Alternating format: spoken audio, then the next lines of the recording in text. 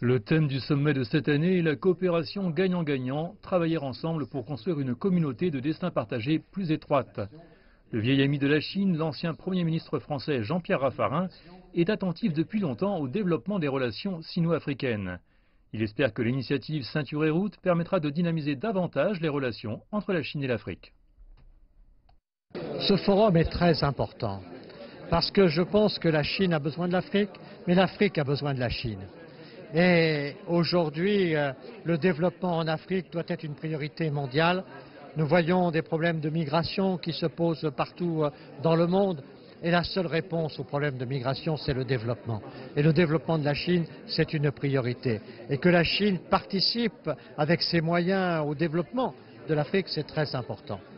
Ce que je souhaite, c'est qu'on intègre ce développement de l'Afrique aussi à la relation entre la Chine et l'Europe. Parce qu'au fond, c'est un partenariat triangulaire, Chine, Europe, Afrique, qu'il faut essayer de renforcer.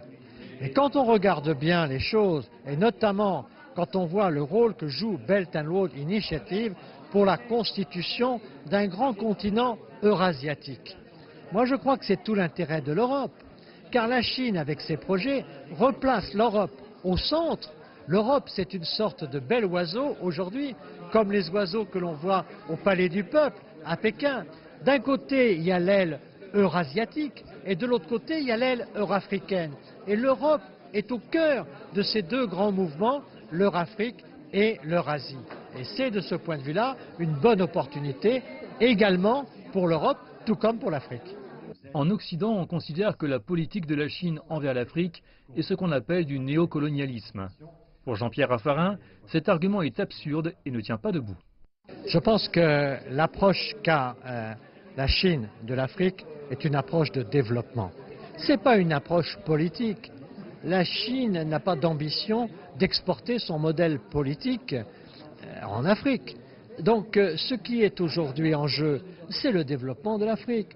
Donc tous ceux qui veulent mettre de la politique excessivement dans le sujet, en fait, cherchent à retarder le processus de développement de l'Afrique. Pour Sylvie Berman, ambassadrice de la France en Russie et ancienne ambassadrice de la France en Chine, le développement de l'Afrique est indissociable des efforts inlassables de la Chine. Il est de plus en plus important chaque année et c'est vrai que les infrastructures construites en Afrique ou l'aide qui a été apportée à l'Afrique permet aussi le développement et le désenclavement de ce continent. Le meilleur témoignage, c'est la présence des chefs d'État africains au FOCAC.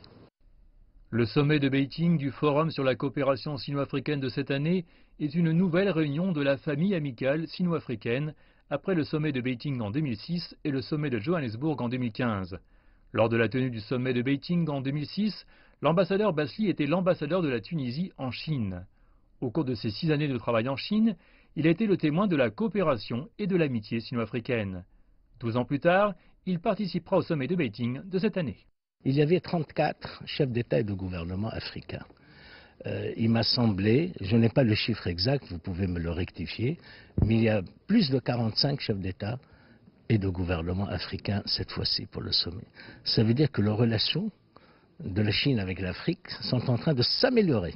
Malgré les difficultés, malgré les couacs qui ont eu lieu, malgré les échecs qui ont parfois sillonné cette coopération sino-africaine, eh bien, l'Afrique, tout le continent africain a répondu présent à ce sommet et je pense que le sommet qui va avoir lieu dans 2 jours sera une grande réussite pour la Chine et pour le monde et une preuve de solidarité entre pays de la 3e voie, ces pays sud-sud, cette coopération sud-sud à qui nous voulons donner un contenu. Nous sommes fiers d'avoir un pays du Sud qui est devenu émergent, qui est devenu un compétiteur avec le monde moderne occidental, l'Amérique en tête, et bien nous ne pouvons qu'être solidaires de ce pays-là.